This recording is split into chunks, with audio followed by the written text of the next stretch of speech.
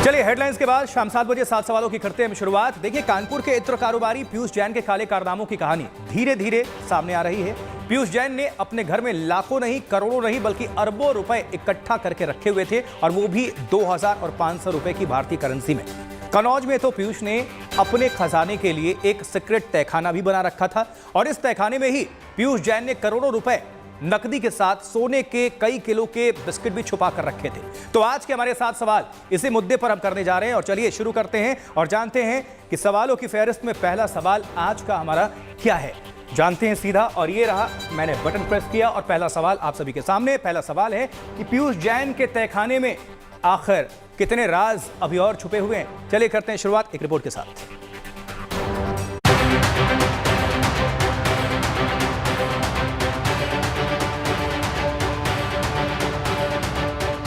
कानपुर और कन्नौज के धन कुबेर पीयूष जैन के घर छापा मारने से पहले director general of GST intelligence को इस बात का जरा भी अंदाजा नहीं था कि वो देश के इतिहास की सबसे बड़ी बरामदगियों में से एक करने जा रहे हैं। लेकिन जब डीजीजीआई की टीम ने पीयूष के घर की छापेमारी शुरू की तो एक के बाद एक सनसनीखेज तरीके से पीयूष के काले धन का राज खुलना शुरू हुआ।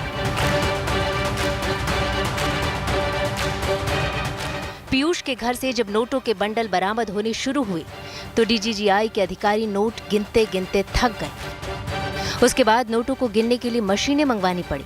पीयूष के घर में इतना कैश था कि उसको गिनने में अधिकारियों को 4 दिन का समय लग गया।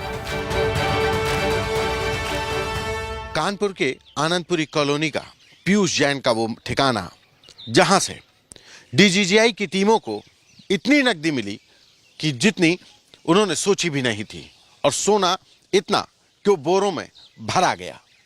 ये तमाम जानकारियां पीयूष जैन इत्र कारोबारी के छापेमारी के बाद सामने आई।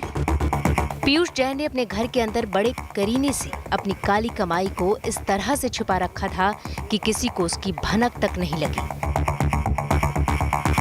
पीयूष ने गोपनीयता बरतने के लिए कई इंतजाम कर रखे थे। कानपुर में अपने घर की 4 दीवारी पर कंटीले तार लगा रखे थे। इतना ही नहीं, घरों की खिड़कियों पर काले शीशे लगाकर रखे गए थे, जिससे कि बाहर के किसी भी व्यक्ति को अंदर का कुछ दिखाई न दे सके।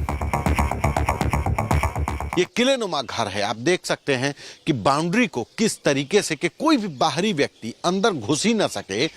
खिड़कियों को काले रंग से ढका गया है। जो बाउंड्री है उसको कांटेदार तारों से बांधा गया है कि ताकि कोई अंदर बाउंड्री फांद करके भी ना जा सके।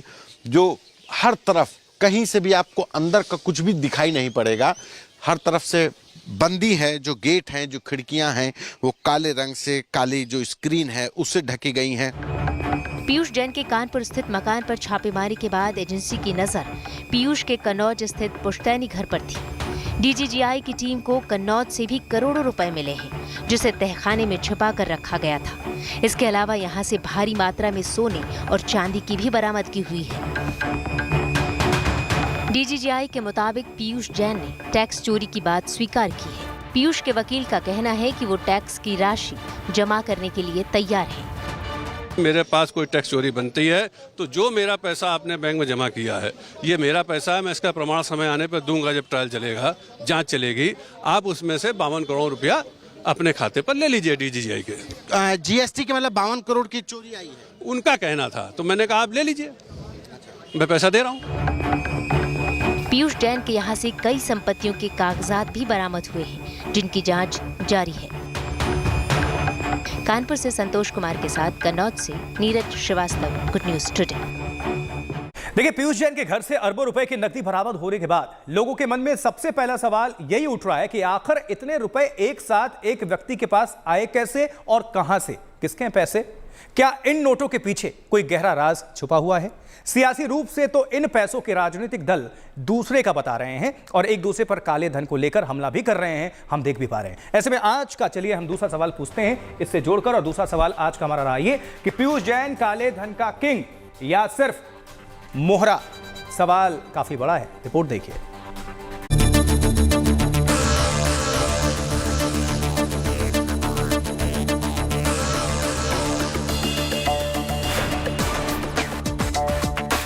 कानपुर के इत्र कारोबारी पीयूष जैन के घर से अरबों रुपए नगद में मिलने के बाद आम लोगों के मन में ये सवाल उठ रहा है कि जब इतने नोटों को ले जाने में कई बड़े बड़े बक्से और ट्रक लगाने पड़े तो आखिर इन नोटों को यहाँ कैसे और किस तरह से लाया गया होगा कि किसी को भनक तक नहीं लगी। लोगों के गले ये भी नहीं उतर रहा कि एक इत्र कारोबारी की कमाई इतनी भी नहीं हो सकती कि अरबों रुपए नगद में एक साथ इकट्ठे कर सके। ऐसे में इस काले धन को लेकर यूपी में सियासत काफी तेज हो चुकी है।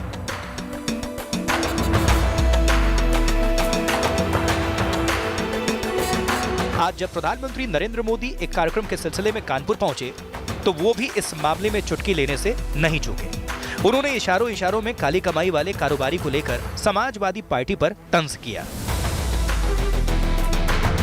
बीते दिनों जो बक्से भर भर के नोट मिली है, नोट, उसके बाद भी ये लोग यही कहेंगे कि ये भी हमने ही किया है।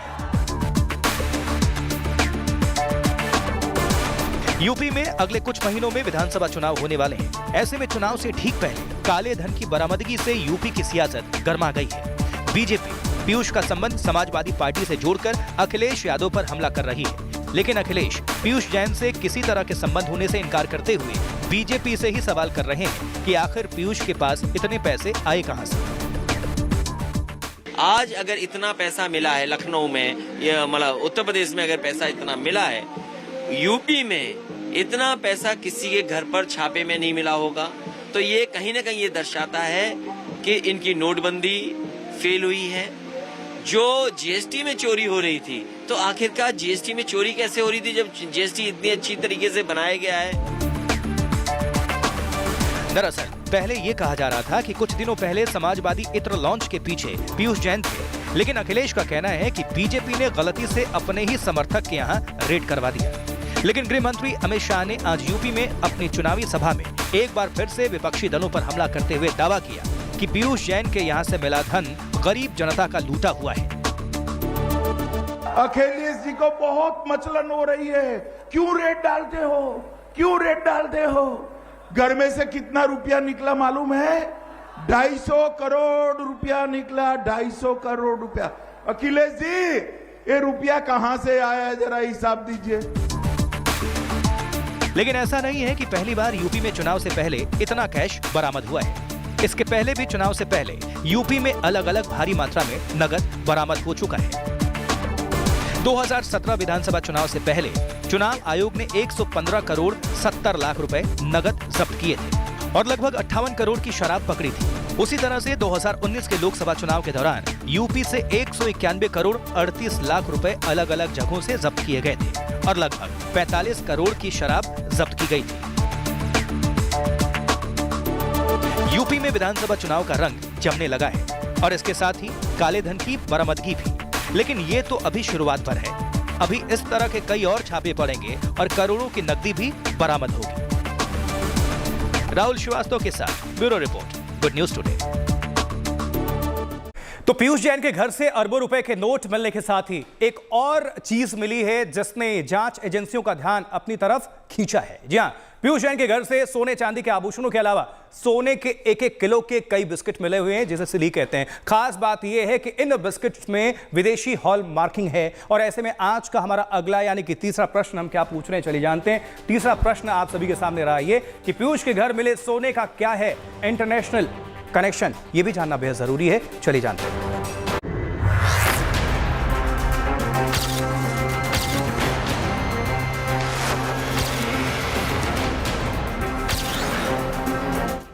मामूली से लगने वाले इत्र कारोबारी पीयूष जैन के घर जब छापेमारी हुई तो डीजीजीआई के अधिकारियों को उम्मीद से ज्यादा नकदी मिली। लेकिन नकदी के साथ साथ एक और चीज अधिकारियों को मिली जिसने उन्हें चौंका दिया।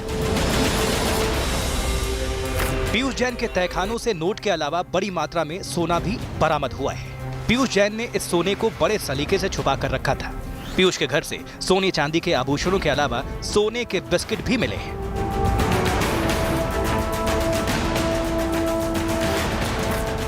पीयूष के घर से मिला सोना विदेशी हॉलमार्किंग वाला है, यानी उस पर जो मुहर लगी है उसका संबंध विदेशों से है। ऐसे में पीयूष के घर से मिले सोने के तार विदेशों से जुड़ रहे हैं। विदेशी हॉलमार्किंग पीयूष जैन की मुसीबत और बढ़ा सकता है।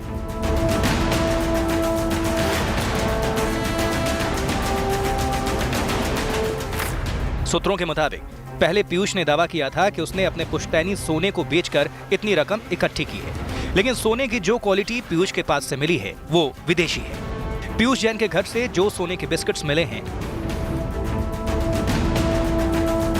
उस पर इंटरनेशनल प्रेशियस मेटल रिफाइनर्स की मुहर लगी है। इस कंपनी का मुख्यालय अबू धाबी यूएई में है। अब सवाल यह है कि क्या इस विदेशी हॉलमार्क वाले सोने को भारत में कानूनी तरीके से लाया गया है या फिर इसे तस्करी के जरिए लाया गया है। डीजीजीआई के अधिकारियों को लग रहा है कि पीयूष के घर से मिला सोना गैर कानूनी तरीके से लाया गया है। ऐसे में इस मामले की जांच में DRI भी जल्द ही शामिल हो सकती है।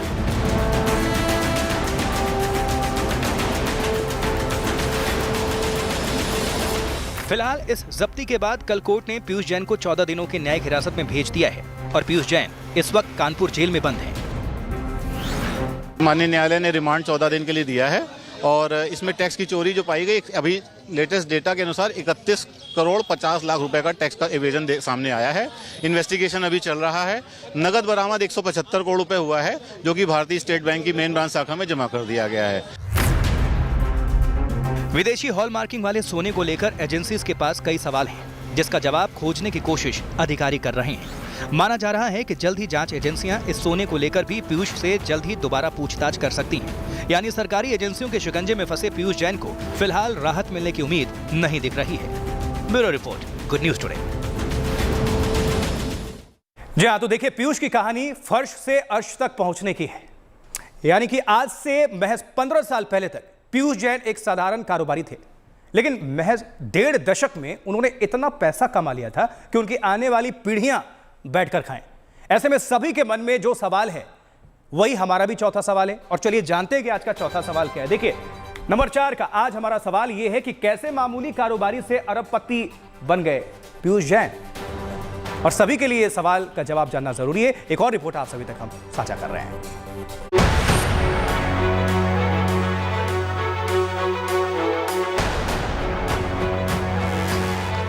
पीयूष जैन एक इत्र कारोबारी, छापेमारी में हुए खुलासे से पहले शायद कोई नाम भी ना जानता हो।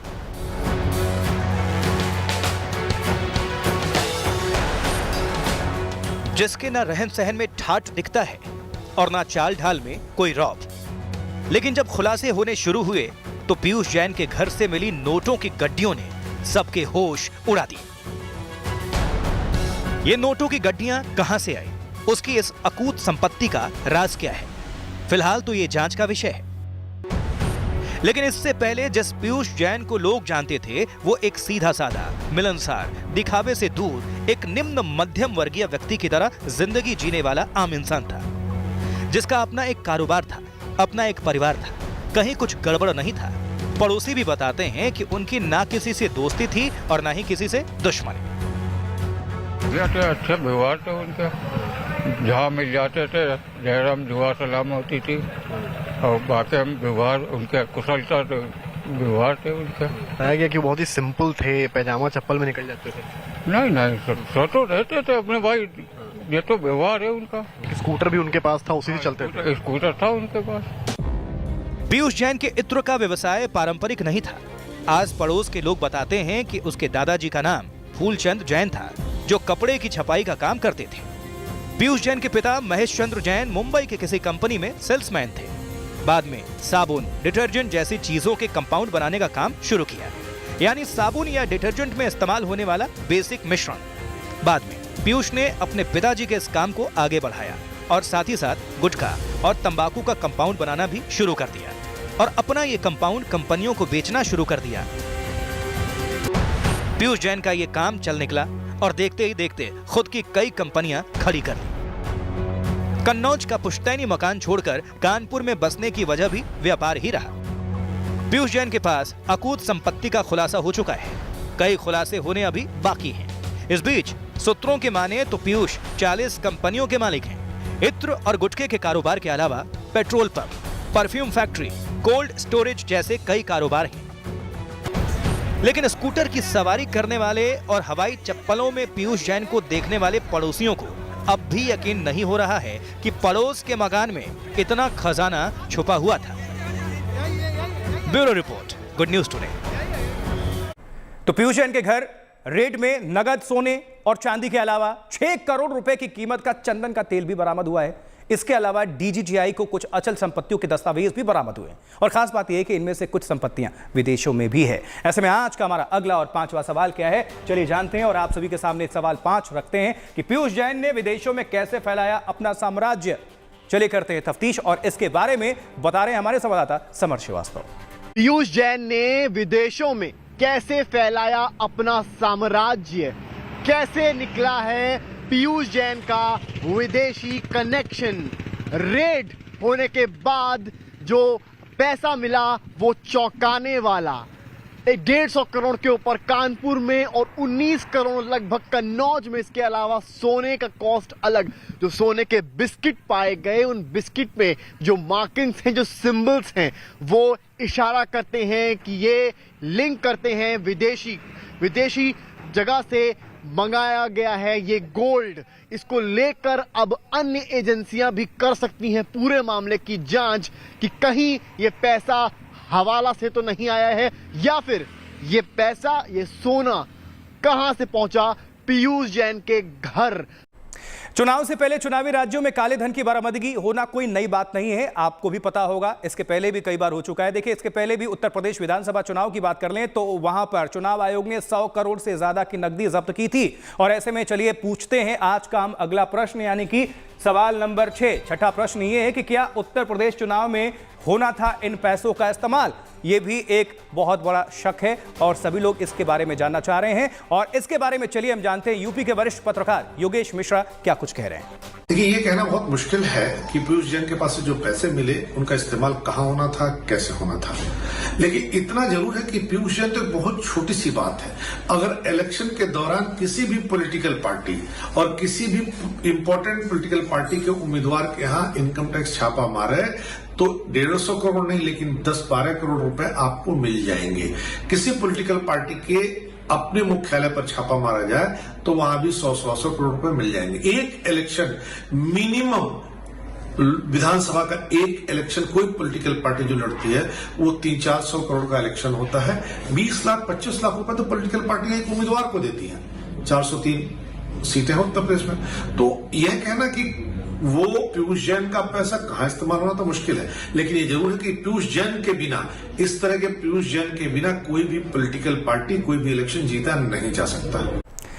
तो चुनाव के दौरान काले धन के इस्तेमाल पर चुनाव आयोग कड़ी नजर रखता है।